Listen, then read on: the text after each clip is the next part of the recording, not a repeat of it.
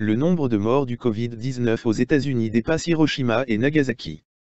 Aux alentours de la date de cette vidéo, le nombre de morts de Covid-19 aux États-Unis a dépassé 226 000 morts, c'est le même nombre de morts causés par les bombes nucléaires américaines fait exploser sur Hiroshima et Nagasaki. La plupart des morts étaient des civils. D'ici et de là-bas chaîne. Malgré les développements scientifiques et technologiques aux États-Unis, et étant la plus grande économie du monde, l'impact du coronavirus sur celui-ci est le pire parmi les autres pays du monde, à la fois en cas d'infection et décès. Quand on compare les États-Unis avec tous les autres pays de différentes régions du monde, tous ont moins de capacité que les États-Unis, il devient clair comment les responsables américains ont mal géré la crise. Le peuple américain n'a pas non plus adhéré à la distanciation sociale requise, et a suivi la précipitation de l'administration américaine pour lever toutes sortes de restrictions.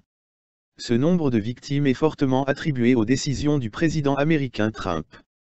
Ce qui s'est passé aux États-Unis, et le grand nombre de victimes, nous dirige vers les victimes des 2 bombes nucléaires américaines sur Hiroshima et Nagasaki, qui sont presque égaux en nombre aux victimes du coronavirus aux États-Unis. L'utilisation injustifiée des bombes nucléaires, qui sont la seule utilisation au monde, était également une décision d'un président américain, Harry Truman. Cela montre le nombre de victimes qui peuvent tomber en raison d'une mauvaise décision prise par un chef d'État. Tout comme le monde est solidaire des victimes du coronavirus et de leurs familles partout, le monde, en particulier les Américains et leur gouvernement, devrait se tenir aux côtés des victimes des 2 bombes nucléaires au Japon.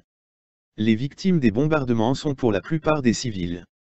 Les civils ne doivent être impliqués dans aucun conflit, la question est humanitaire et morale, et elle n'a rien à voir avec qui est l'agresseur dans la guerre. Aucune administration américaine ultérieure n'a condamné Truman pour l'utilisation d'armes nucléaires contre les civils. La majorité des Américains soutiennent toujours les 2 attaques nucléaires, selon les sondages, malgré le nombre énorme de civils tués et la destruction presque complète des 2 villes. De plus, les attaques n'étaient certainement pas nécessaires et représentent des crimes de guerre contre l'humanité. Ils juste ont fait exploser les bombes pour montrer leur force, et pour tester la destruction de leur nouvelle arme sur de vraies villes.